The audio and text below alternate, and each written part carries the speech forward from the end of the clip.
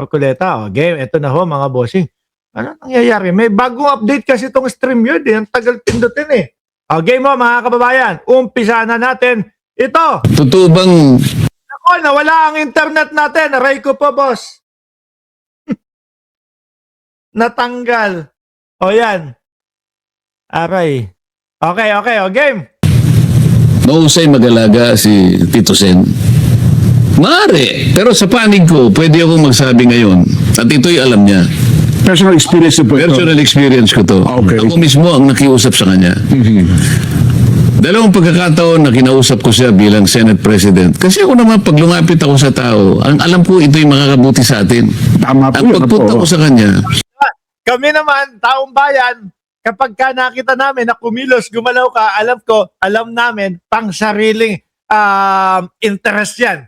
Ano ho, mga kababayan, pang sariling interest. Eh, yun po yung lagi nating nakikita sa mga kilos at galaw ni Rodante Marcoleta, mga bossing eh. No? Tapos sasabi, dadamay pa tayo para makakabuti daw po sa taong bayan. Anak ng putik na yan. Hindi mo ba alam, sir, madami ng inis at visit sa'yo? No, yung iba sinasabi, hindi ka pa daw nagsasalita, makita pa lang daw yung malabuldog mong mukha, eh, nanggagalaiti na siya. Hindi, totoo ho, mga kababayan. Yun ang sinasabi. No, ng mga kapwa natin Pilipino. Eh bakit? Eh biruin mo ba naman, Blue Ribbon Committee niya, ang gustong gawin, yung mga diskaya, eh, maging state witness. O, talagang manggagalaiti sa iyo. Boss, dahil yung unang pagdinig ni Senate ni Ping sa Blue Ribbon, nagkaroon na kami kaagad ng hindi pagkakaunawaan sa ilang bagay. Tatlong bagay ang binanggit ko sa kanya. Una, sana Mr. Chairman, huwag ka nagpapa-interview na kung saan ay may pinapanigan ka sa mga respondents natin. bawal pala yung gano'n ano. Ayaw, pero kapag ka sila ho, mga boss chief mo, sir, okay na okay, pwede. Ano po? Ibang klase naman din pala tong si Marcoleta. May kakapalan po ang wig. Ay, may kakapalan ng mukha. No, pag sila, pwede. Pero kapag ka mga nasa minority po, lalo na si Tito Sen, eh hindi pwede. Ibang klase. Dapat maging Alam nyo, yung sa inyo nga ang mas nakakahiya eh. Hindi nyo pa, ito sa impeachment pa lang ng Vice Presidente, hindi nyo pa nakikita yung mga resibo, ebidensya, wala pa kayo nakakalkal, hindi nyo pa nalilitis, hindi nyo pa natatanong, eh meron na kayong sagot agad, acquitted. No? O dapat ibasura yung impeachment ng Vice Presidente. So, kaya ako nasabi na medyo may kakapalan ang inyong muka. objective ka para sa ganun, yung impartiality ng ginagawa natin ay hindi nila questionin. Opo. Tama naman po yun. Oo.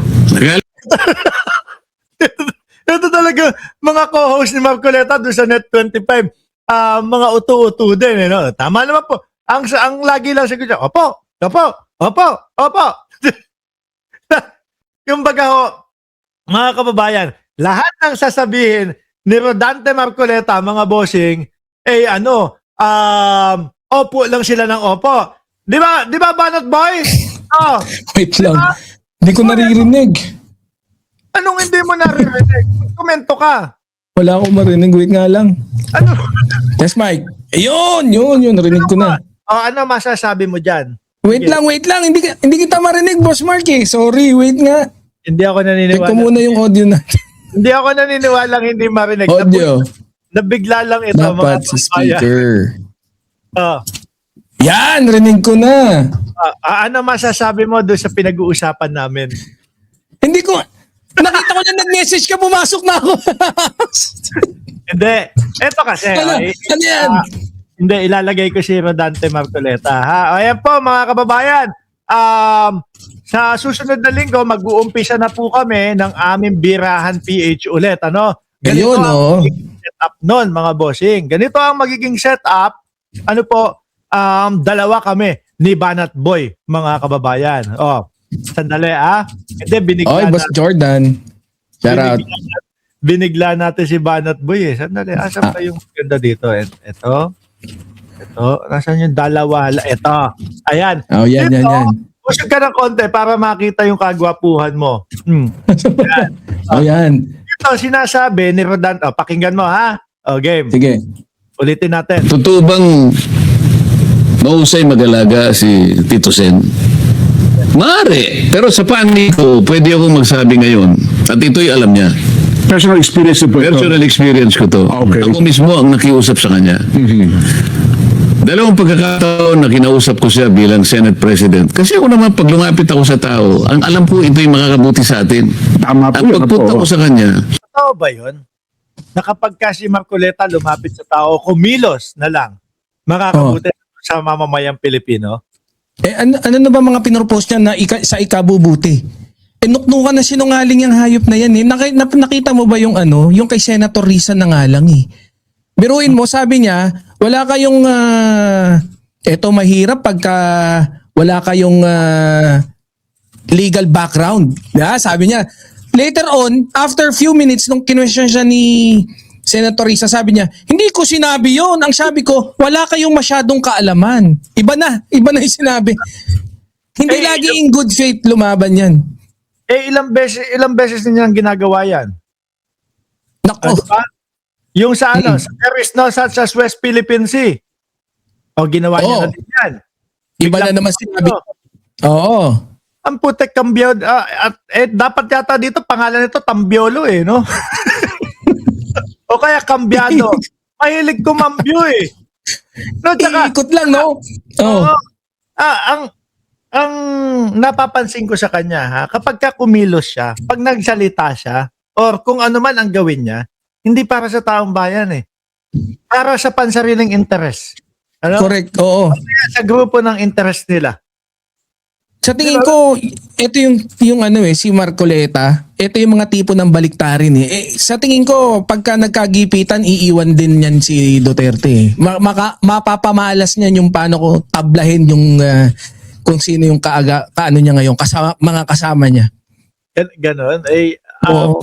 Tingin ko naman, malabo. Mukhang matakaw ito eh. Heavily invested na ba? Mukhang matakaw ito eh. Oo. Pero isa pa ha, idagdag ko na yung sinasabi natin, pinag-usapan natin baliktarin. Idagdag mo pa diyan. Yung isuko yung Kalayaan Island Group. Oh, yun pa. Oo. Ang hilig gumano. Sige, tuloy natin. dahil yung unang pagdinig ni ni Ping sa Blue Ribbon, nagkaroon na kami kaagad ng hindi pagkakaunawaan sa ilang bagay. Tatlong bagay ang binanggit ko sa kanya. Una, sana Mr. Chairman, huwag ka nagpapa-interview na kung saan ay may pinapanigan ka sa mga respondents natin. Sige, ikaw mauna. Eh di ba siya nga to ang hilig magparinig at saka magpasaring eh. No?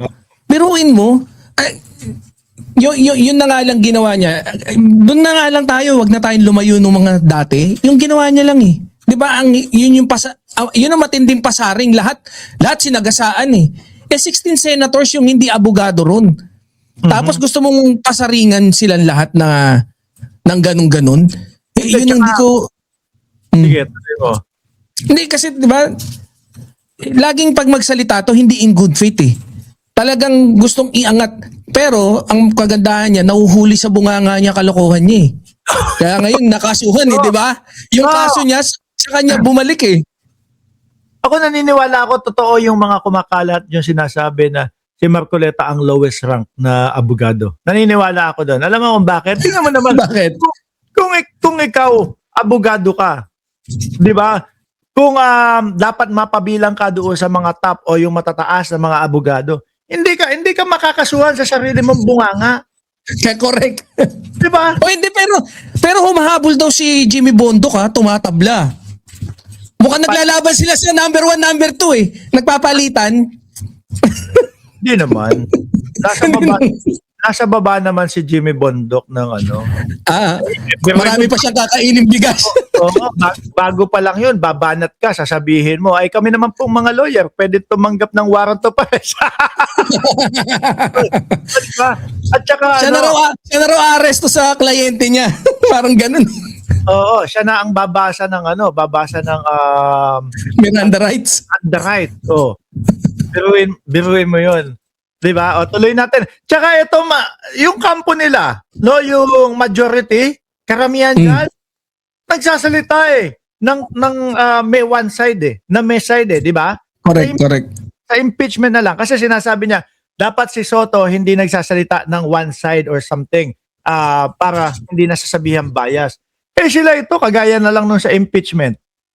'Di ba kagaya nung sa impeachment, ano sabi nila? Hindi pa nag-uumpisa ang impeachment pero para sa kanila sinasabi na nila sa tao. Oo, correct. Wala na yung impeachment. Oh. Si Robin lang eh. Si Robin Padilla lang, 'di ba? Gagawin nila lahat para maharang. Pero mo ganun. Nakakawa na yung mga pinagsasabi no? Talagang baboy na baboy yung Senado sa pamumuno ni Alan Cayetano ngayon. Tsaka simula nung pumasok si Marcoleta din. Simula nung maging senador to. Sa bagay, oo, no? Actually, doon pa lang nagsimula na yung kababuyan sa Senado No? Oo. Yung biglang may Orly Gotesa, doon pa lang No, biglang may Orly Gotesa, biglang merong mga kung ano. Ipamimigay yung bata sa island. Oo, tapos biruin mo, galit na galit yung tao doon sa mga diskaya. At kitang-kita na yung mga diskaya talagang numero 1 nangunguna doon sa mga ghost project at mga substandard project. Ang sabi ni Marcoleta, gusto maging state witness. Ipinaglaban niya pa hanggang huli. Di ba? O, biruin mo yun. O, tuloy ko si Marcoleta. Madaming kwento to. Dapat maging objective ka para sa ganun, yung impartiality ng ginagawa natin ay hindi nila questionin. Opo. Tama naman po yun. Nagalit siya, sabi niya, opinion ko to this is my perspective. Sabi niya, tapos pinukpok niya kagad, hindi niya ako pinaraan. Ang isa pa, sana dapat sabihin ko sana, bakit ka pumupunta sa DOJ at saka sa ICI? Ano bang relasyon ng Nagpapatulong kasi si Soto, di ba? Oo, sa investigasyon, syempre. Oo. Hindi, yun naman ang maganda kay Soto, mga kababayan. Kapag kaalam niya na kinakailangan ng tulong, hindi siya, kami ang senador dito, kami, alam namin tong lahat, di ba? Kumbaga, patulong kami kasi nagkakaganito na nga yung sitwasyon. Itong mga ito, putik na. Kasi, Sino rin yung sinasabi niya na nagsabi ng opinion? Opinion ko to Tapos pinuntok si Senator. Sa tingin ko, pagka Senate President ka tapos hawak mo yung gable, hindi ka magsasabi na opinion ko to Laging facts-based ka. Malabo yan. Dapat pinakita niya yung video na sinabi ni Senator Soto talaga na opinion ko to. Hindi kasi, di ba, hindi nga dapat opinionated kumbaga, baka sa mga interview yon. Hindi, sabay pinupok daw yung Malamang nasa Senate hearing yun. Oo, di ba?